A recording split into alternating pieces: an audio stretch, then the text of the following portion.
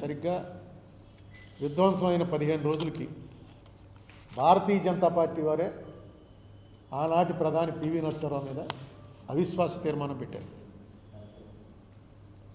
ఎందుకు పెట్టారంటే అవిశ్వాస తీర్మానం పివి నరసింహారావు ప్రభుత్వం బాబ్రీ మసీదుని కాపాడలేకపోయింది, మత కల్లోలాలకు కారణమైంది, ఈ ప్రభుత్వానికి అధికారంలో కొనసాగేటువంటి అర్హత లేదు అని ఎవరైతే బాబ్రీ మసీదుని కూలదోశారో వాళ్ళే అవిశ్వాస తీర్మానం పెట్టారు. ఈ అవిశ్వాస తీర్మానానికి పివి నరసింహారావు గారు ఇచ్చినటువంటి సమాధానం ఇది. దీన్ని నేను అనువదించి అప్పుడే శ్వేతపత్రం అని ఒక పేపర్ నడిపేవాడిని. అది ఇక్కడున్న వెటరన్స్ అందరికీ తెలుసు. ఆ శ్వేతపత్రంలో అప్పుడే వేశాను.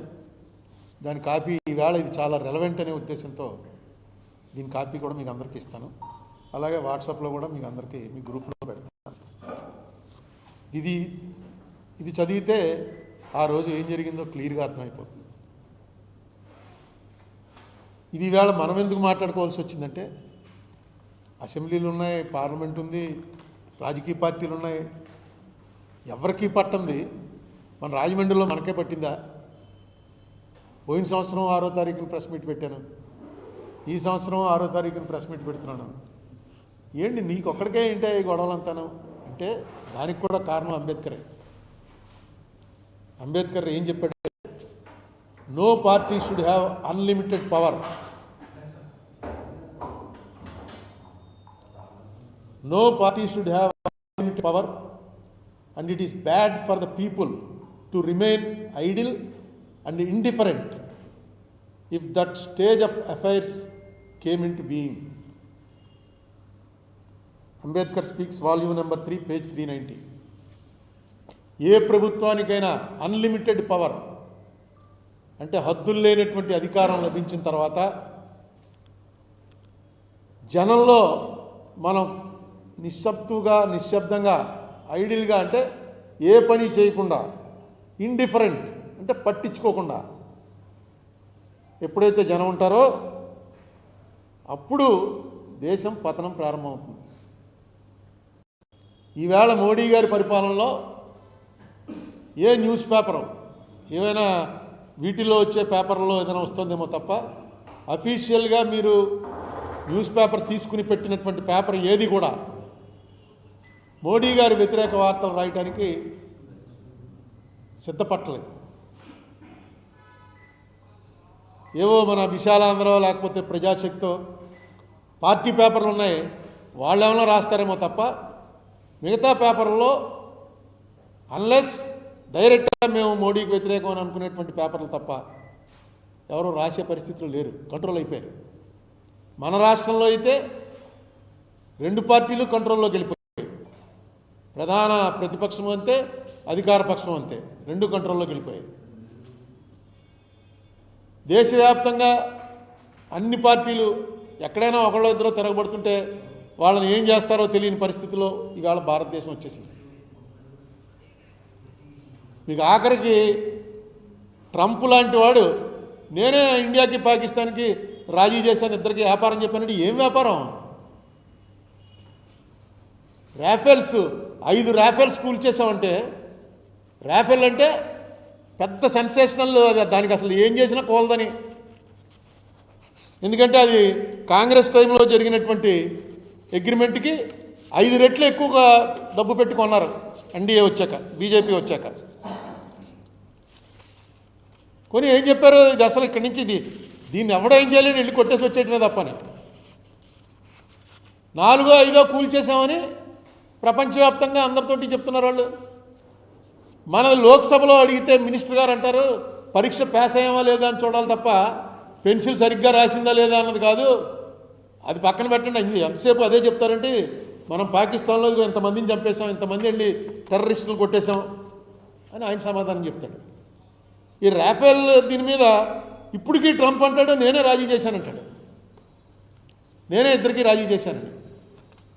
మోడీ గారు ఏం మాట్లాడరు, గవర్నమెంట్ మాట్లాడదు, దాని మీద స్పందనే లేదు. ఈవేళ పుతిన్ గారితో మళ్ళీ కావలించుకుని ఫోటోలు చూసాం. ఈ పుతిన్కి మనకి రష్యాతోటి యుఎస్ఎస్ఆర్ ఉన్నప్పటి నుంచి ఇండియాతో సత్సంబంధాలు ఉన్నాయి.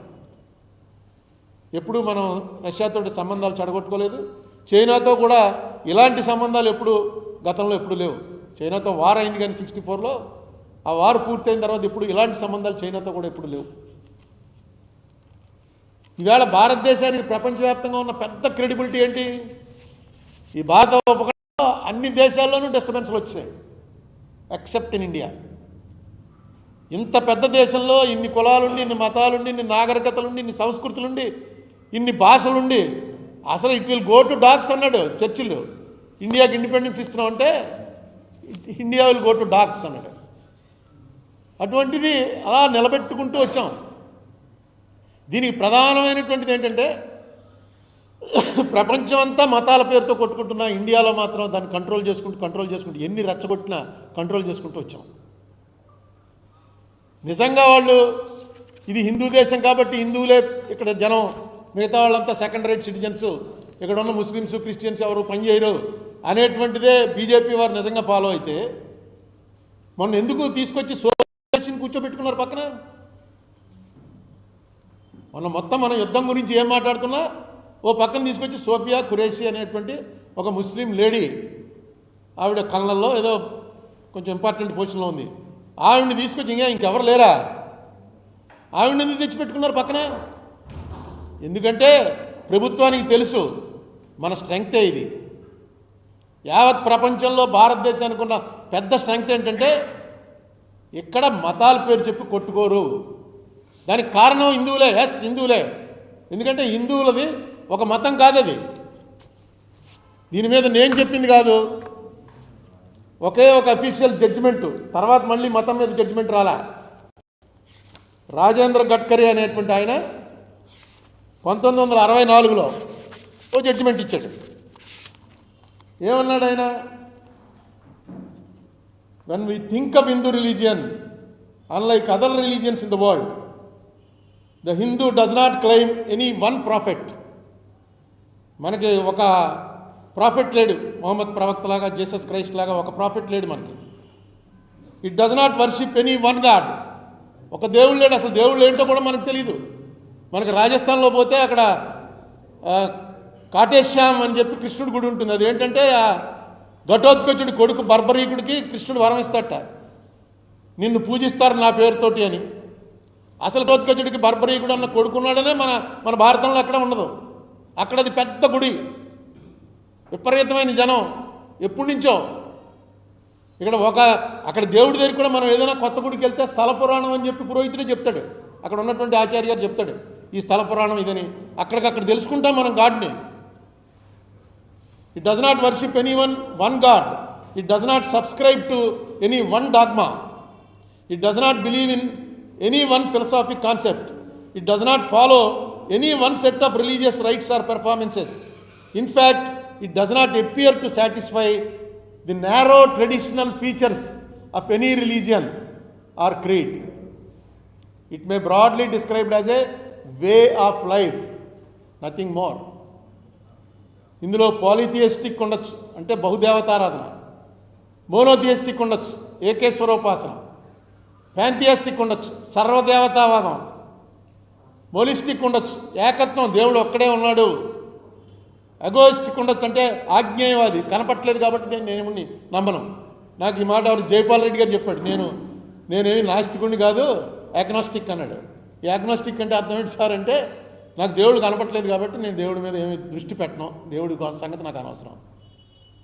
హ్యూమనిస్ట్, అది కూడా మన కల్చర్లో ఒకటి, మానవతావాది. ఎథిస్ట్ అంటే నాస్తికుడు. వీళ్ళందరూ కూడా ఈ మతంలో ఉన్నారు. వీళ్ళందరినీ ఎవరిని కూడా నువ్వు దేవుడిని నమ్మకపోతే నువ్వు ఆ మతంలో లేవనడానికి లేదు. నాస్తికుడికి కూడా చార్వాకుడు అన్నవాడిని చార్వాక మహాముని అనే పిలిచారు. చార్వాక మహాముని పిలిచారు తప్ప అతన్ని తప్పు నువ్వు అని దేవుడు లేడంటావా అని అనలే. అతను తీరి పెట్టాడు, దేవుడు లేడు, ఏం లేదా, ఎంజాయ్ చేయండి లైఫ్ అని. దా తీరిని కూడా అతన్ని మహాముని అనే అన్నారు. ఇటువంటి ఒక పెద్ద సముద్రం లాంటి మన సిస్టమ్ని తీసుకొచ్చి ఇవాళ ప్రపంచంలో ఇది మిగిలినట్టుగా దీంతో సమకాలీనమైనవి ఏవి మిగల. మనకు ఎంత ఏన్షియంట్ కల్చరో చైనా వాళ్ళది అంతే, గ్రీక్స్ది అంతే. కానీ అక్కడెక్కడ మిగల, మనకి ఎలా మిగిల్చుకుంటూ వచ్చారు. దీంట్లో గొప్పతనం వేదాలు కానీ ఉపనిషత్తులు కానీ ఇవన్నీ కొన్ని వేల సంవత్సరాల నుంచి బతికించుకుంటూ వచ్చారు. కాగితం లేదు, రాయటానికి ఏమీ లేదు. అసలు లిపే లేదు.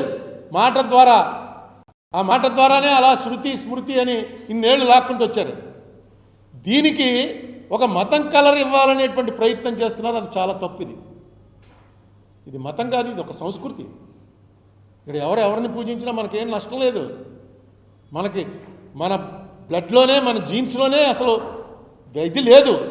ఇది మత విరోధం అనేది లేదు. నీకు వివేకానందుడు చెప్తాడు, టాలరెన్స్ అన్న మాట అంటే మత సామరస్యం, దాన్ని టాలరెన్స్ అంటారు. టాలరెన్స్ అన్న మాటే తప్పన్నాడు. టాలరెన్స్ నువ్వెవడో టాలరేట్ చేయడానికి, అవతల మతాలను మేము సహిస్తున్నామండి, నువ్వెవడో సహించడానికి, అక్కడే నీ ఈగో బయటపడుతుంది. టాలరెన్స్ కాదు, యాక్సెప్టెన్స్. యాక్సెప్టెన్స్ అని చెప్పు. We have accepted every religion. అన్ని మతాలలో ఉన్న సారాన్ని మేము ఒప్పుకున్నాం. అదే హిందుత్వం అని. హిందుత్వం అనేది ఏరియాని బట్టి వచ్చింది. మనది సనాతన ధర్మం అంటే అది అలాగా. సనాతనం అంటే అర్థం ఏంటి? పోదు అసలు. ఇన్నేళ్ళైనా పోదు, అలాగే ఉంటుంది. నిజంగా ఉంది ఇన్ని వేల సంవత్సరాల నుంచి. ఈ మధ్య ఏంటో పోతుంది. రోజు ఈ గత 15 ఏళ్ళుగా మోడీ గారు అధికారంలోకి వచ్చినప్పటి నుంచి రోజు ఇదే గొడవ. హిందూ మతం ఇంక ఉండదండి, ఇదే ఆఖరి దీపావళి, ఇదే ఆఖరి హోలీ, ఇదే చేసుకోండి, ఇంక మళ్ళీ ఉండదు, ఎవరో వచ్చేస్తారు మన మీదకి. ఎందుకు ఆ భయాన్ని ప్రజల్లోకి ఇంజెక్ట్ చేయడానికి? నెక్స్ట్ పాకిస్తాన్లో విడిపోయినప్పుడు పాకిస్తాన్ ముస్లిమ్స్ వచ్చి మన అందరినీ చంపేశారు. మన వాళ్ళందరూ పారిపోయారు. హిందువులు ఎవరికి దమ్ము లేదు, అందరూ పారిపోయారు. మన వాళ్ళు రేప్ చేశారు, మన వాళ్ళని చంపేశారు. ముస్లిమ్స్ వచ్చి గాంధీ గారు నోరు మూసి కూరుకోండి అన్నాడు, అందరూ ఊరుకుండిపోయారు. ఇదో ప్రచారం. ఒక్కసారి స్టాటిస్టిక్స్ చూడండి, ఇప్పుడు నెట్లోనే ఉన్నాయన్నీ. పాకిస్తాన్ విడిపోయింది, ఇండియా విడిపోలా. పంజాబ్ అనే రాష్ట్రం విడిపోయింది. పంజాబ్ అనే రాష్ట్రం పాకిస్తాన్ గాను పంజాబ్ గాను ఉండిపోయింది. పంజాబ్లో ఎంతమంది ముస్లిమ్స్ మిగిలారు, విడిపోయినటువంటి పంజాబ్లో ఎంతమంది హిందువులు మిగిలారు ఒకసారి చూడండి. ఇక్కడ అసలు ఎవరో మిగల, మొత్తం చంపేశారు వీళ్ళు. అక్కడ కనీసం 4% ఉన్నారు ఇంకా. అలాగే రేప్ కేసులు, అబ్డక్టెడ్ కేసులు అన్నీ ఉన్నాయి. మీరు నెట్లోకి వెళ్తే అంటే దొరుకుతాయి. హిందువులు ఎంతమంది మిస్ అయిపోయారో ముస్లిమ్స్ అంతమంది మిస్ అయిపోయారు. ఇటు అంతే అయ్యాయి. అక్కడ జరిగింది ఒక భయంకరమైనటువంటి నరమేధం. పక్కవాడు ఇంటి పక్కడు కొట్టేసుకున్నారు. అది మళ్ళీ రాకూడదు అనేదే ఇండియా ఆలోచన. అది ఎప్పుడు బతికుండాలనేదే పాకిస్తాన్ ఆలోచన. ఎందుకంటే పాకిస్తాన్కి ఇంక డెవలప్మెంట్ లేదు. వాళ్ళకి ఎంతసేపు హిందువులు కొట్టేస్తారు, మన వచ్చి జాగ్రత్త అని అలా మిలిటరీ రూల్లోనే రన్ అవుతున్నారు వాళ్ళు. మనకి ఇప్పుడు అది పెట్టే ప్రయత్నం చేస్తున్నారు. 140 కోట్లని ఉన్నాం మనం, 30 కోట్లు లేని వాళ్ళు ఎప్పుడైనా మన వచ్చి ఏం కొడతారు? అసలు ఎన్నిసార్లు చెప్పాను నేను, వాళ్ళ బడ్జెట్ ఏంటి, మన బడ్జెట్ ఏంటి, మన పెర్ క్యాపిటల్ ఇన్కమ్ ఏంటి, మన జీడిపి ఏంటి, మన లెవెల్ ఏంటి? అసలు పాకిస్తాన్ చూసి భయపెట్టే పరిస్థితి ఇక్కడ తీసుకొస్తున్నారు ఈవేళ. మాటికి ముస్లింలు అంటే ఎక్కడి నుంచో వచ్చారు. ఎక్కడి నుంచి వచ్చారు? ఇక్కడ మన వాళ్ళే. నీ ముత్తాత బ్రదరు ఇస్లాంలోకి పోయాడు. అలాగే మన పక్కన ఎవరినైతే గుళ్ళోకి రానివ్వలేదో వాళ్ళందరూ ఇస్లాంలో కొందరు పోయారు, క్రిస్టియానిటీలో కొందరు పోయారు. బాగుంది, అందులో ఉన్నారు. నీకేంటి నష్టం? ఇవాళ ఏ పరిస్థితి తీసుకొస్తారంటే మళ్ళీ ప్రపంచవ్యాప్తంగా మన సోఫియా ఖురేషిని పెట్టారు. సోఫియా ఖురేషిని తీసుకొచ్చి పక్కన కూర్చోబెట్టుకు చెప్పారు. ఆ సోఫియా ఖురేషి ఎవరు రాని చూశాను నేను. చూస్తే ఈవిడ భార్య, ఈవిడ భర్త తాజుద్దీన్, ఆయన కల్నల్ ఇండియన్ మిలిటరీలో. ఈవిడ తండ్రి కాదు తాత ఝాన్సీ లక్ష్మీబాయి చేసినప్పుడు పోరాటంలో ప్రధానమైనటువంటి సైన్యాధికారి పాత్ర వహించిన కుటుంబం ఇది. ఝాన్సీ లక్ష్మీబాయి ఆర్మీలో ఉన్నటువంటి ముస్లిం కుటుంబం. ఇవన్నీ బయటికి రాకూడదు అని అలా పక్కన పెట్టేసి మనమే అనుకుని, లేదు ఈ గొడవ బ్రిటిష్ వాళ్ళు పెట్టిన తర్వాతే వచ్చింది. ఈవేళ దాన్ని బీజేపీ వారు రాజకీయ కారణాల కోసం ప్రోత్సహిస్తే అర్థమైంది ఏంటి? మళ్ళీ ఈయన ఇండియాలో మాత్రం ముస్లిమ్స్ హిందువులు కొట్టుకోవాలి, ప్రపంచవ్యాప్తంగా మాత్రం ముస్లిమ్స్ అందరినీ ఈయన వెళ్ళి కావలించుకుంటారు, వాళ్ళతో స్నేహం చేస్తారు. అసలు ఇండియన్ కల్చర్ ఏంటంటే ఒక్క మాట చెప్తే మీకు అర్థమైపోతుంది. ఇదేమి అనుకుని ప్లాన్ చేసింది కాదు, ఆటోమేటిక్గా జరిగింది. బంగ్లాదేశ్ని విడిపోయింది పాకిస్తాన్ నుంచి.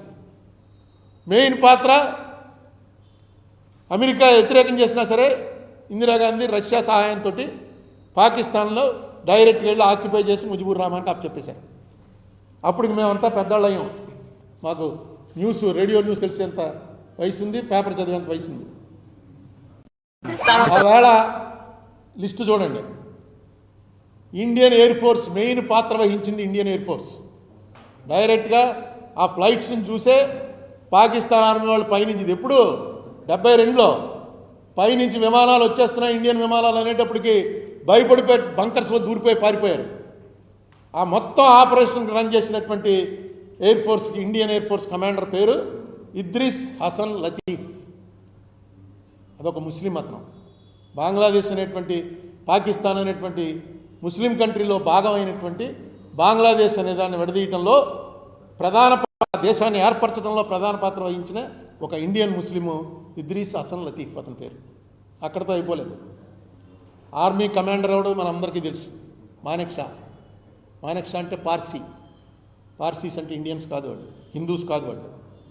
పార్సీలు అంటే ఇరాన్ నుంచి పారిపోయి వచ్చిన వాళ్ళు. ఎవరైతే అక్కడ సంతకం పెట్టాడో అవి ఫోటోలు కూడా చాలా మనం చూస్తూనే ఉంటాం. పాకిస్తాన్ వాడిని ఎలా కూర్చోబెట్టారు, ఇండియా తరఫున ఒకడు కూర్చున్నాడు, ఇద్దరు సంతకాలు పెట్టి లొంగిపోతున్నాం అని సంతకం పెట్టాడు పాకిస్తాన్ వాడు. మనకి మేము ఒప్పుకుంటున్నాం అని మనవాడి సంతకం పెట్టాడు. మనవాడి పేరేంటి? జగ్జిత్ సింగ్ అరోరా, సిక్కు. ఈ యాక్చువల్గా ఈ లొంగిపోవడం ఇదంతా కూడా నెగోషియేట్ చేసినటువంటి మెయిన్ ఆఫీసర్ ఎవరంటే జనరల్ అతను, who has negotiated this entire deal. అతని పేరు జేఎఫ్ఆర్ జాకబ్. ఇది ఇండియా.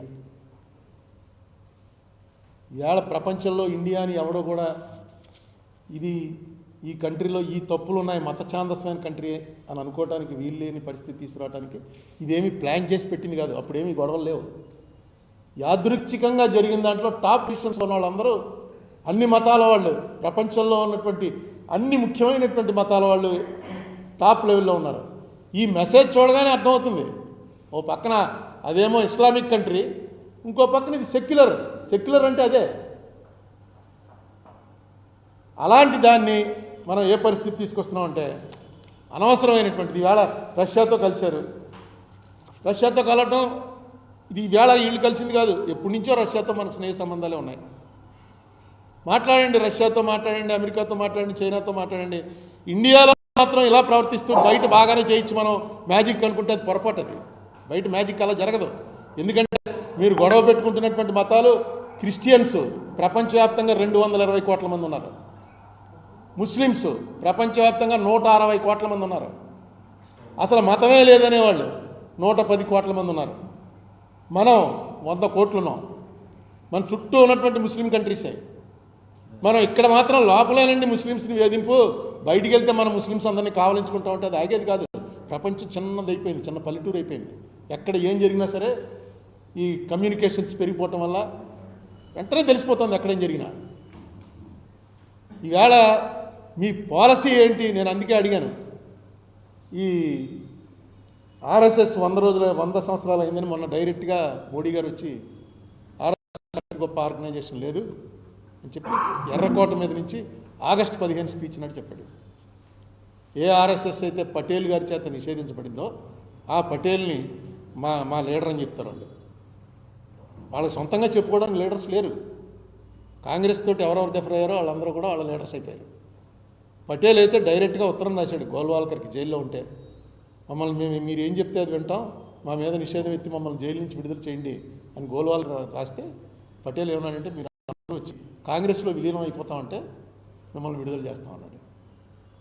ఇవాళ వాళ్ళకి ఆయన ఆది గురువు అయిపోయాడు. ఎందుకంటే నెహ్రూకి ఆయనకి పడదట, పటేల్కి. ఇది ఎక్కడ కూడా ఎవరికి తెలియదు. నెహ్రూకి పటేల్కి, నెహ్రూ పటేల్ది ఇంత బుక్ ఉంది వాళ్ళ కరస్పాండెన్స్. నెహ్రూ సోషలిస్టు, అతను క్యాపిటలిస్టు. వాళ్ళ గొడవ అది వాళ్ళకి సరిహద్దు ఆటల గొడవ లేకపోతే పొలంలో ఏటి గొడవలో కాదు. ఆయన క్యాపిటలిస్టిక్ ప్యాటర్న్ ఆఫ్ సొసైటీ మంచిది ఈ దేశానికి అన్నాడు ఆయన. కాదు, సోషలిస్టిక్ ప్యాటర్న్ సొసైటీ మంచిది అన్నాడు నెహ్రూ. దాని మీద ఇప్పుడు ఓపెన్గా మీటింగ్లోనే జరిగేవి. పటేల్ ఆయన కన్నా ఊరికో నీకేం తెలుసు కుర్రాడు అనేవాడు. ఈయనేమో మీకు ప్రపంచం తెలియదు, నువ్వు ఎక్కడే ఉండిపోయి నీకు తెలియదు అని ఆయన అనేవాడు. ఇద్దరికి గొడవట. అందుకని పటేల్ వీళ్ళకి లీడర్ అయిపోయాడు. ఈ మధ్య పివి నరసింహరావుని కూడా వాళ్ళ లీడర్ చేసుకోవడానికి ట్రై చేస్తున్నారు. అందుకే ఈ లెటర్ చదవండి, ఇది మొత్తం ఆయన ఇచ్చిన స్పీచ్ చదవండి, మీకు తెలుస్తుంది పివి నరసింహరావు. ఈ నేపథ్యంలో నేను ఈవేళ ప్రెస్ మీట్ పెట్టిన ప్రధాన కారణం ఏంటంటే ఏవైతే మీరందరూ ఇక్కడ ఆంధ్రాలో నా ఉద్దేశంలో ఎప్పటికీ కూడా బీజేపీ నార్త్లో బలపడినట్టు బలపడదు. ఎందుకంటే మనకి ఆరాధ్య దైవం భద్రాద్రి రాముడు, అయోధ్య రాముడు కాదు. అయోధ్య రాముడు గొడవలు, వ్యవహారం, అరణ్యవాసం పోవటం అదిను. భద్రాద్రి రాముడు రామదాసు గుడి కడితే తానీషా కళ్ళలో కనబడ్డాడు. సెక్యులర్ రాముడు మన రాముడు తానీషా కనబడి చెప్పాడు, విడుదల చేశారా నువ్వు అని. రామదాస్ గోలెట్టాడు, నేను ఇంత చేసి జైల్లో పడి నన్ను దెబ్బలు కొడుతుంటే, నేను కొరడాలు ఎట్టి కొడుతుంటే నాకు కనబడకుండా నువ్వు వెళ్ళి తానీషాకి కనబడతావా అని. మన కథ అది. మనకెప్పుడూ లేదు, ఇప్పుడు కూడా నిజాం నవాబే పట్టుకుని వెళ్ళేవాడు. మీకు తెలుసో తెలీదో, నిజాం నవాబ్ నుంచి స్టార్ట్ అయింది కాలానికి పట్టు వస్త్రాలు పట్టుకుని వెళ్ళటం అనేది. తర్వాత ఆంధ్రప్రదేశ్ సీఎం దాన్ని కంటిన్యూ చేశారు. తర్వాత ఇంకో విషయం, టిప్పు సుల్తాన్ మొత్తం ఎంతమంది హిందువులు నరికేశాడు, అంతమంది నరికేశాడు. ఒక్కసారి మీరు ఇప్పుడే ఇది అయిపోగానే గూగుల్లోకి వెళ్ళి టిప్పు సుల్తాన్ శృంగేరి మఠ్ అని కొట్టండి. మనందరికీ శృంగేరి మఠం, ఇక్కడున్న హిందువులందరికీ మనకి శంకరాచార్య స్థాపించినటువంటి శృంగేరి మఠమే ఇన్స్ట్రక్షన్స్ ఇచ్చేది. ఇప్పుడంటే అన్ని చాలా మఠాలు వచ్చాయి, ఒకటే మఠం ఉండేది శృంగేరి మఠం. ఆ శృంగేరి మఠాన్ని రాజకీయంగా దాడులు జరిగినప్పుడు మరాఠాస్ అంటే పేష్వాల రాజ్యం చేస్తూ మరాఠాస్ వచ్చి దండయాత్ర చేసి శృంగేరి మఠం మొత్తం బదలగొట్టేశారు. తుక్కు చేసి వెళ్ళిపోయారు. వెళ్ళిపోతే ఇతను వెళ్ళి టిప్పు సుల్తాన్ అక్కడ రాజ్యం వెళ్ళి మళ్ళీ శృంగేరి మఠాన్ని కట్టించి, అప్పుడు భారతీ తీర్థస్వామి ఎవరో ఒక తీర్థస్వామి ఒక ఆయన ఉండేవాడు, అది కూడా పేరు కూడా అందులో ఉంది చూడండి. కట్టించి అన్నిటికన్నా ఏంటంటే ముస్లిమ్స్ అల్లాని తప్ప ఇంకెవరిని దేవుడిగా ఒప్పుకోరు. అల్లా ఒక్కడే దేవుడు. మిగతా సూర్యచంద్రుని పూజిస్తారు, మీరు అగ్నిని పూజిస్తారు, నీళ్ళని పూజిస్తారని మన నెటకారం చేస్తుంటారు. మాకు అల్లా ఒక్కడే దేవుడని. అందుకే వాళ్ళు వేరే అక్కడ దర్గాలకు కూడా వాళ్ళు వెళ్ళరు, మనం వెళ్తాం. కానీ అది వాళ్ళ కాన్సెప్ట్. అటువంటిది ఒక శాసనం రాయించాడు టిప్పు సుల్తాన్. ఏమనంటే, సాక్షాత్తు ఈ మనిషి దేవుడి అంశతో వచ్చాడు. ఎవరో శృంగేరి మఠాధిపతి. అవగానే ఒకసారి ఇంట్రెస్ట్ ఉన్నవాళ్ళు చూడండి. ఇవన్నీ కూడా ఏంటి, రాజకీయపరమైనటువంటి యుద్ధాలని మతపరమైన యుద్ధాలుగా మారుస్తున్నారు. మార్చి మనకి గొడవలు పెట్టేటువంటి ప్రయత్నాలు చేస్తున్నారు. ఆ ప్రయత్నాలని ఈవేళ ఎందుకంటే రెలవెంట్ ఇది కాబట్టి, December 6th కాబట్టి, అందరూ మర్చిపోయినా మన రాజమండ్రిలో మనం మర్చిపోలేం కాబట్టి నేను ఒకసారి మీకు చెప్తున్నాను. మనకి ఇంత చేసి ఇప్పుడు బ్రహ్మాండంగా ఉంది పరిపాలన. వేళ ఏదో కృష్ణకుమార్ ఏదో పంపాడు, ఏంటది, బొంబాయి నుంచో ఢిల్లీ నుంచో సముద్రంలో దుబాయ్కి వేసేస్తున్నారట. మీరు చూసారా? అది సముద్రంలోంచి దుబాయ్కి వేస్తున్నారట. ఒక వీడియో పెట్టాడు ఒక ఆయన, పెట్టి దాంట్లో గ్రాఫిక్స్ అన్నీ పెట్టాడు. అంటే మనం సముద్రంలో వెళ్తుంటే ఇలా అద్దంలో చూస్తే తిమింగలాలు, చేపలు అన్నీ కనబడుతుంటాయి. ఆ ట్రైన్లో వెళ్తుంటే మనకు నిద్ర వచ్చిందనుకోండి, అలా ఆటోమేటిక్గా ఆ సీటు పక్క కింద అయిపోతుంటాయి. ఏ సీటుకి ఆ సీటు ఎంత టెంపరేచర్ కావాలంటే అంత టెంపరేచర్ పెట్టుకోవచ్చు. ఎలా వర్ణించాడంటే దాన్ని, నాకు నిజంగా ఇలా వచ్చేసిందా టెక్నాలజీ. కింద నుంచి వెళ్తూ చేపలు చూసుకుంటూ వెళ్ళాలంటే ఇంకెవడో విమానం ఎక్కుతాడు. సముద్రం మధ్యలోంచి వెళ్ళడం ఉన్నాయి, చాలా చోట్ల ఉన్నాయి. కానీ టన్నల్ ఉంటుంది, టన్నల్లోంచి వెళ్ళిపోతుంది. ఏంట్రా అని చెప్పి ఏఏలో చూశాను. చూస్తే వాడు క్లియర్గా రాశాడు, ఇది మీరు అడిగింది ప్రస్తుతం జరుగుతున్న ప్రచారం గురించి అడిగారు. ఇదంతా కూడా ఉత్తి తప్పు, అబద్ధం. అద్దాల్లోంచి పెట్టిన సమస్య లేదు. అద్దాలు గిద్దలు బద్దలైపోతాయి. కింద వాటర్ ఇంత ఎలాసిటీతో ఉంటుంది. మీరు ఏఏలో దేన్నైనా ఒకసారి అడగండి, తెలుస్తుంది మీకు. ఎందుకు ఈ కథలు ప్రచారం చేస్తున్నారంటే, మోదీ అన్నవాడు ఆయనే చెప్పాడు, నేను మామూలు మనిషిని కాదు, నేను దేవుడిని, నేను బయలాజికల్గా పుట్టలేదు, నేను దేవుడిని అని చెప్పాడు. ఆ ప్రచారంలోకి వచ్చేస్తున్నారు అందరూ, ఈయన దేవుడే అన్నట్టు. ఇంత పూర్వం 2000 రూపాయల నోటు వచ్చినప్పుడు ఒకటి గుర్తుందా మీకు? ఆ 2000 రూపాయల నోటు మీద ఒక థ్రెడ్ అంటారు. ఏం థ్రెడ్ అది? సెక్యూరిటీ థ్రెడ్ ఉందిట. ఆ థ్రెడ్ ఎక్కడ 2000 రూపాయల నోటు ఉందో శాటిలైట్ ద్వారా మోడీ గారి టేబుల్ మీద తెలిసిపోతుంట. నువ్వు తీసుకెళ్ళి ఒక 1000 నోట్లో 2000 నోట్లో గాడ్రేజ్లో పెట్టేసావు అనుకో, ఆయన దగ్గరికి టిక్ టిక్ టిక్ టిక్ కే కే అని చెప్పి రాజనాల సినిమాల్లో వచ్చేవి పూర్వం అని వస్తుంది. రాగానే ఆయన చెప్తాడనమాట, అలా వెళ్ళు నువ్వు పలానా అప్పారావు అనేవాడు ఇంట్లో 2000 నోట్లన్నీ లాగాయని అని. ఏంటి పెద్ద పెద్ద వాళ్ళ ప్రచారం, రిటైర్డ్ ఐఏఎస్లు, రిటైర్డ్ ఐపీఎస్లు, బాగా చదువుకున్న వాళ్ళు ఇందులోకి వచ్చేస్తున్నారు అందరూ. అది ఏమనుకుంటున్నారంటే వాళ్ళు, ఇదేదో ఈ హిందూ ధర్మ పరిరక్షణ అనేది జరిగితే మనకు ఏదో చాలా గొప్ప ఉపకారం చేస్తున్నాడు మోడీ. ఈ ధర్మాన్ని ఎవడో పరిరక్షించలేడు, ఈ ధర్మాన్ని ఎవడో కాపాడలేడు, ఈ ధర్మాన్ని ఎవడో పుట్టించలేడు. ఎందుకంటే ఇది సనాతన ధర్మం. ఈ ధర్మం అలా కొనసాగుతున్నటువంటి ప్రపంచంలో ఎందుకు నేను ఒప్పుకుంటున్నానంటే మిగతావేవి ఆగలేదు, మిగతావేవి కాల పరీక్ష కాల పోయాయి. మీకు నిజంగా ముస్లిం రాజులు వచ్చి 500-600 సంవత్సరాలు పరిపాలించిన తర్వాత ఇంకా ఇంతమంది ఎందుకు మిగిలిపోయాం? మన వాళ్ళంతా ధైర్యవంతులను, వెళ్ళిన వాళ్ళంతా కూడా ఏమీ తెలియక. అలాగే వీళ్ళు వైట్స్ వచ్చి దాదాపు 300 సంవత్సరాలు పరిపాలించిన తర్వాత ఇంకా మిగిలిపోయింటే మనమంతా మహాధైర్యమా? మన కొట్టేసి జాయిన్ అవ్వమని అవ్వలేదా? దీన్ని ఈ నమ్మకాన్ని ఎవడో పాడు చేయలేడు. పాడు చేయడం అంటే ఏమైనా జరిగితే గత 15 ఏళ్ళుగా జరుగుతోంది. బాబరీ మసీద్ కూల్ చేసినప్పటి నుంచి జరుగుతోంది. ఎలాగోలా మైండ్ పొల్యూట్ చేయాలి ఏమన్నా అంటే నెహ్రూ చేశాడు. మొన్న ఎక్కడో దాన్ని ఏమంటారు, స్టాండప్ కామెడీ అని మధ్య స్టార్ట్ అయింది. హిందీలోను ఇంగ్లీష్లోను వరల్డ్లో అంతా పాపులర్ అవుతుంది, మన ఇండియాలో కూడా పాపులర్ అవుతుంది. మొన్న ఎక్కడో స్టాండప్ కామెడీ ఏదో అందులో చెప్తున్నాడు, కొంచెం తెలుగులో చెప్తాను మీకు. ఏం చెప్తున్నాడంటే రామనారాయణ లేకపోతే కృష్ణ కుమారో ఎవడో అమెరికాలో ఉంటున్నాడు. ఉండేవాడు వాళ్ళ తాలూకు వాళ్ళ తండ్రి కొత్తపేటలో ఉంటున్నాడు. వాడి తండ్రి పేరు అప్పారావు. తండ్రి అప్పారావుకి వాడు ప్రతి నెల ఒక $500 పంపుతున్నాడు. వాడు $500 పంపేటప్పటికి $500 వచ్చి కొత్తపేటలో పలానా అప్పారావు అనేవాడి అకౌంట్లో పడాలి. అది ఏమైంది, ఆ కొత్తపేట రావులపాలెం దగ్గర కొత్తపేటకి అతను పంపుతుంటే స్టేట్ బ్యాంక్ ఆఫ్ ఇండియా వాళ్ళు రాజమండ్రి కొత్తపేటలో అప్పారావు అకౌంట్లో వేసేస్తారు. రాజమండ్రిలో ఒక అప్పారావు ఉన్నాడు, కొత్తపేట ఉంది, ఫారెన్ చెక్ వస్తుంది, దీంట్లో పంపించేస్తున్నారు, ఇది వచ్చేస్తుంది. అక్కడ వాడు ఇది ఆడిట్లో తేలింది, ఇదేంటి ఈ చెక్కులన్నీ కూడా పలానా కొత్తపేట అప్పారావు అంటే ఈ అప్పారావు కాదు, వీడు తీసేసుకుంటున్నాడు, వాడేం మాట్లాడట్లేదు. ఈ కంప్లైంట్ పెట్టాలి కదా, ఇదేంటంటే నా డబ్బులన్నీ నాకు రావట్లేదు, మా అబ్బాయి పంపుతున్నాడని. ఏం చేశారంటే ఆడిట్ వాళ్ళు వచ్చారు. ఆడిట్ వాళ్ళు వచ్చి అసలు అడుగుదామని ఈ కొత్తపేట వాడిని, రాజమండ్రి కొత్తపేట వాడిని పిలిచారు. పిలిచి ఏమాయా నీకు డబ్బులు ఎక్కడి నుంచి వస్తున్నాయని. నాకు వస్తున్నాయి కదండి అన్నాడు. అదేనే ఎక్కడి నుంచి వస్తున్నాయో తెలియకుండా ఎలా వాడేసుకుంటున్నావు అంటే మోడీ గారు 15 లక్షలు వేస్తున్నారు కదండి, అది ఏమన్నా దఫదఫాలుగా వేస్తున్నారు అనుకున్నాను. వాడేం మోసం కాదు, ఇన్నోసెంట్గా చెప్పట్టు, దఫదఫాలుగా ఎక్కడికో తెలియకుండా నా దాంట్లో ప్రతి నెల డబ్బులు పడుతుంటే ఏమనుకుంటామండి. నాకు తెలిసి మోడీ గారు మాత్రం వేస్తా అన్నారు, అది దఫదఫాలుగా వేస్తున్నారు అనుకుంటాను. అమ్మని మరి ఆడిని అడగండి అన్నారు. వాడిని అడిగారు, ఏమయ్యా నీకు నీ కొడుకు పంపుతున్నాడు ప్రతి నెల వస్తున్నాయి, నీ దాంట్లో రాకుండా పోతున్నా నీ కొడుకు నీకు చెప్తున్నాడు నీకు పంపాను అని, నువ్వు తీసుకోవట్లేదు, ఏంటి విషయం? వాడు అన్నాడు నెహ్రూ అని ఎవడో ఉండేబట్టండి, ఆడు కొట్టేస్తున్నాడేమో అని అనుమానం నాకు. మళ్ళీ మా అబ్బాయికి చెప్పాను అనుకోండి, ఎందుకు అతను మనసు పాడు చేసుకుంటాడు, ఇది ఏదో తేలుతుంది, మోడీ ఒప్పుకుంటాడండి, ఏదో రోజున తేలుతుంది. నేను మోడీకి ఉత్తరం కూడా రాశాను, నా బ్యాంక్ అకౌంట్లో డబ్బులు నెహ్రూ కొట్టేస్తున్నాడు, దీని సంగతి కూడా నువ్వు ఎప్పుడో దీన్ని తేల్చాలి రాశాను. అంటే నమ్మకం, ఆయన 15 లక్షల రూపాయలు ఇచ్చారన్నది ఈయన తీసుకుంటున్నాడు అనుకుంటున్నాడు, ఈయన నిజంగా నెహ్రూ గారు దోపిడీ చేస్తున్నాడేమో, అతను దోపిడీ దొంగ కదా. మన మోడీ గారి లెక్క ప్రకారం ఈ ప్రపంచంలో అత్యంత దుర్మార్గుడు ఎవడంటే నెహ్రూ. ఆయన లెక్కది 10 ఏళ్ళు జైల్లో ఎందుకున్నాడంటే ఏవో జేబులు కొట్టేసి ఏవో చేసి 10 ఏళ్ళు జైల్లో ఉన్నాడు. ఆస్తులన్నీ ఎందుకు ఇచ్చేశాడు ఈ దేశానికంటే ఏదో దాని వెనకాల స్వార్థం ఏదో ఉండి దేశానికి ఇచ్చేశాడు. నెహ్రూని ఎప్పుడైతే దుర్మార్గుడని అన్నాడో వాడికి చరిత్ర తెలియదన్నమాట. దాన్ని అంగీకరిస్తున్నాం అంటే మనం కూడా చరిత్ర తప్పుదోవ పట్టించడానికి రెడీ అయిపోతున్నాం.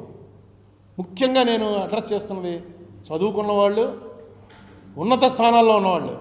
ఒకసారి ఆలోచించండి, ఇదే ఏదో బుక్లే వీళ్ళకి ఆర్ఎస్ఎస్ 100 ఏళ్ళు అని చెప్పేసి అని చెప్పాడే, ఆర్ఎస్ఎస్ 100 ఏళ్ళు నిండిందని. ఆర్ఎస్ఎస్ ఫిలాసఫీ ఏంటండి? RSS philosophy bunch of thoughts. ఇది గురూజీ గోల్వాల్కర్ రాసినటువంటి ఇంగ్లీష్లోకి ట్రాన్స్లేట్ చేశారు, బంచ్ ఆఫ్ థాట్స్. దీన్ని వాళ్ళు ఖురాను, బైబిల్, భగవద్గీతను ఎలా ట్రీట్ చేస్తారో అలా ట్రీట్ చేస్తారు. దీనికి తెలుగు ట్రాన్స్లేషను పాంచజన్యం. ఇది కూడా రిలీజ్ అయింది 72లో 73లో వచ్చింది. నేను అంతకుముందు ఆర్ఎస్ఎస్కి వెళ్ళేవాడిని, ఈ పుస్తకం చదివాక నేను మానేశాను. ఈ పుస్తకంలో ఎందుకంటే ఆయన ఏమి తప్పుగా ఏమి రాయలేదు, ఆయన ఆలోచనలు రాశాడు. ఆయన ఆలోచనలు ఈ దేశానికి సూట్ కావు అనేది ముఖ్యంగా ఏంటంటే ఆయన ఆలోచనలో ఈ దేశాన్ని సూట్ కావాలనుకున్నది. ఈ దేశంలో దేశద్రోహులు ఎవరంటే సోషలిస్టులు, క్రిస్టియన్స్, ముస్లిమ్స్. ఈ ముగ్గురు కూడా అంతర్గత శత్రువులు. వీళ్ళని ఈ దేశంలో ఉండనివ్వటానికి వీళ్ళు పోయినప్పుడే దేశం బాగుపడుతుంది. దాన్ని నేను అంగీకరించాను. ఎందుకంటే క్రిస్టియన్స్, ముస్లిమ్స్ అందరూ మన వాళ్ళు, మన బ్రదర్స్, మన జీన్స్. జెనెటిక్ టెస్ట్ చేయండి, మన జీన్స్ తోటే ఉన్నారు వాళ్ళను. వేరే దేవుణ్ణి పూజించినంత మాత్రాన వాళ్ళు వేరే అయిపోతే కానీ ఈ దేశం బాగుపడదు అన్నటువంటి కాన్సెప్టే తప్పు అనిపించింది. అక్కడ మీకు తప్పు అనిపించట్లేదు, మీకు అనిపించట్లేదు, వేరే విషయం అది. కానీ మెజారిటీ జనాలను ఆకర్షించేటువంటి ప్రయత్నం చేసినప్పుడు నిజంగా ఒక సనాతన ధర్మాన్ని ఫాలో అయ్యేటువంటి వ్యక్తిగా మీరు ఆలోచించండి. ఇది ఫ్యాక్ట్. ఇది తర్వాత మనందరికీ తెలుసున్న విషయం ఏంటి, అలెగ్జాండర్ దండయాత్రకు వచ్చాడు ఇండియా మీదకి. విశ్వవిజేత అలెగ్జాండర్ కథ మనందరికీ తెలుసు కదా. వచ్చేటప్పటికి పోరస్ అనేవాడు అక్కడ అడ్డుకున్నాడు, ఇద్దరికి యుద్ధం జరిగింది. పోరస్ ఓడిపోయాడు. ఓడిపోతే అలెగ్జాండర్ పోరస్ ధైర్య సాహసాలు చూసి లేదు నువ్వే రాజుగా ఉండిపో ఒక మాట అన్నట్టు. అది మరి ఎంతమంది ఇవన్నీ మనం చూసినవి కాదు, ఎప్పుడో క్రీస్తు పూర్వం వ్యవహారాలు.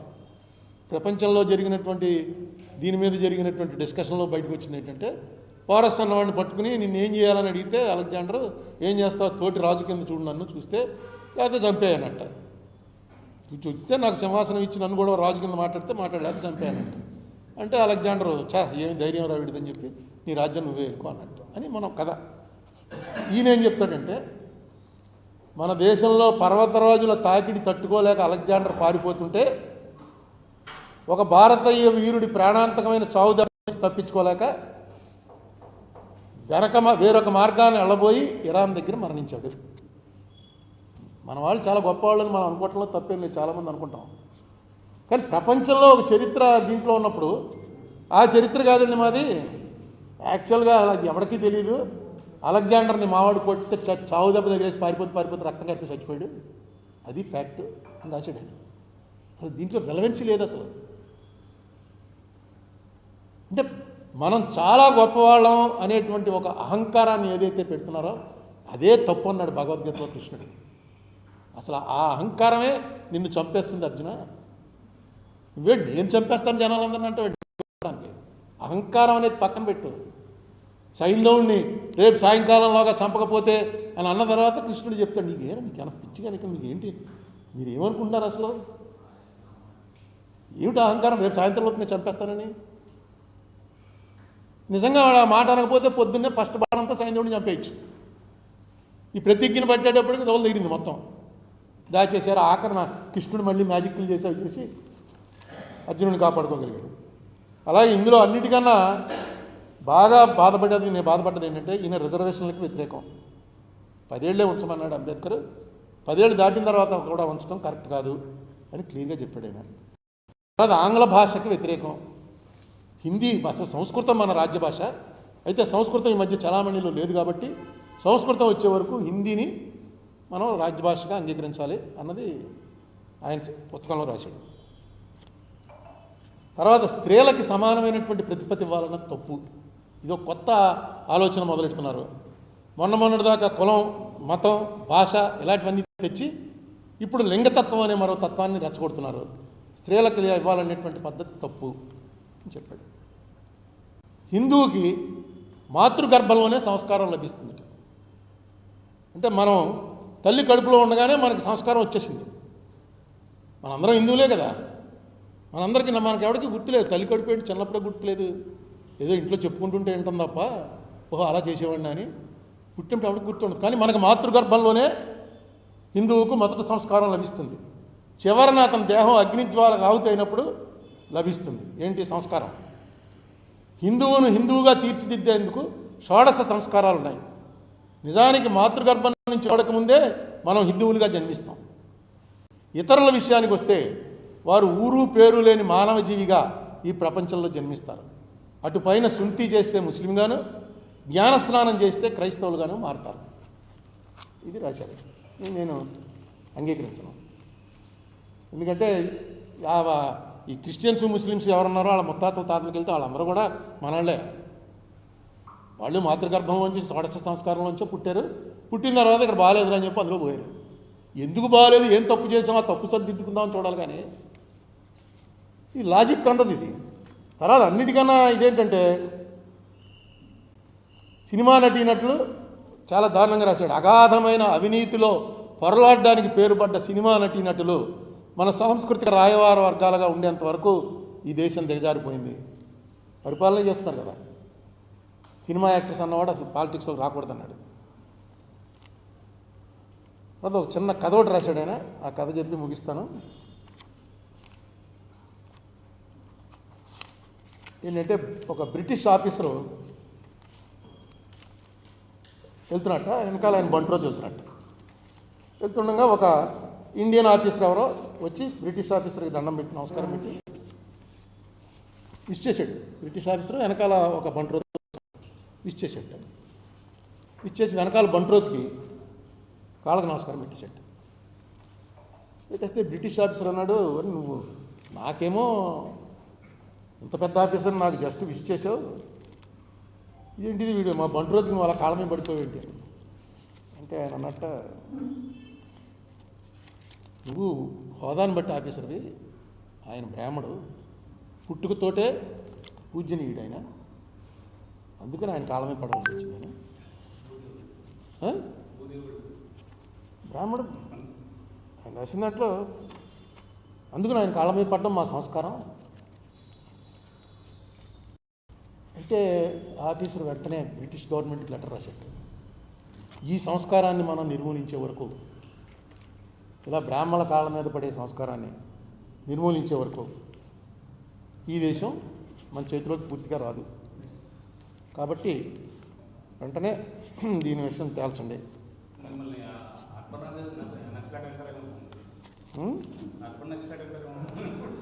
ఏమన్నా అసలు కాదు, మనకి ఎక్కడికి తీసుకుపోదామని ఆడవాళ్ళకి సమానత్వం తప్పుట, రిజర్వేషన్లు తప్పుట, బ్రాహ్మణ కాళ్ళకి నమస్కారం పెట్టాలట. పోనీ ఆ బ్రాహ్మణ ఎవడ మహాపండితుడు అనుకోండి, బ్రాహ్మణమని ఎవడమని కాళ్ళకి నమస్కారం పెడతాం. బంట్రోజు చేస్తున్నాడు అతను, బంట్రోజు పనిచేసే పరిస్థితిలో ఉన్నాడు. ఎప్పుడైతే ఉద్యోగంలో చేరావో నువ్వు వైదిక ధర్మం కాదు అది ఉద్యోగంలో చేరటం. బ్రాహ్మణ అంటే శమతమస్ తపస్ శౌచం శాంతిరాజ్యమేవచ జ్ఞాన విజ్ఞానం ఆస్తిక్యం బ్రాహ్మం కర్మస్వభావచం.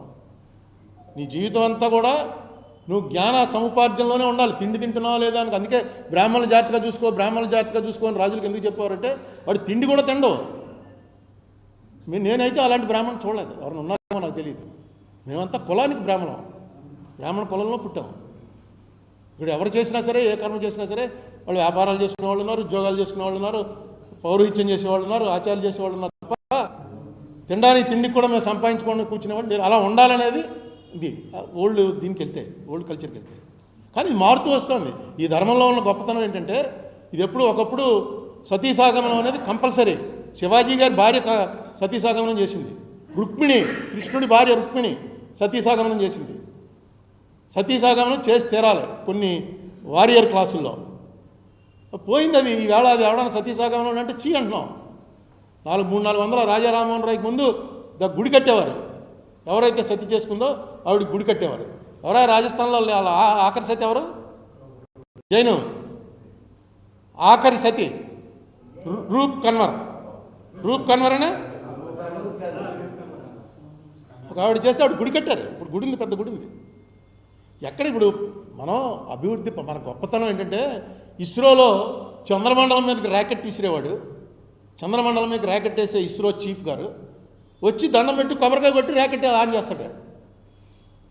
ఈ కొబ్బరికాయ కొట్టడం ఇవన్నీ ప్రకారం చూస్తే చంద్రుడు ఒక దేవుడు, నువ్వేమో ర్యాకెట్ పంపుతున్నావు. ఏంటంటే ఇదే అదే లివింగ్ టుగెదర్ చేస్తున్నారు 4-5 ఏళ్ళు అమెరికాలోనో లండన్లోనో. అబ్బాయి అమ్మాయి పెళ్లి చేసుకుందాం అనుకుంటారు, ఇండియా వస్తారు. ఇండియాలో పెళ్లి చేస్తే మధ్యలో గుడ్డ కట్టి ఇలా తల మీద చేపెట్టి, అంటే ఆ గుడ్డ తీయగానే ఫస్ట్ టైం చూసుకుంటారనమాట. ఇదేటా వీళ్ళు ఎంత 3-4 ఏళ్ళ నుంచి లివింగ్ టుగెదర్ కదా, ఈ గుడ్డ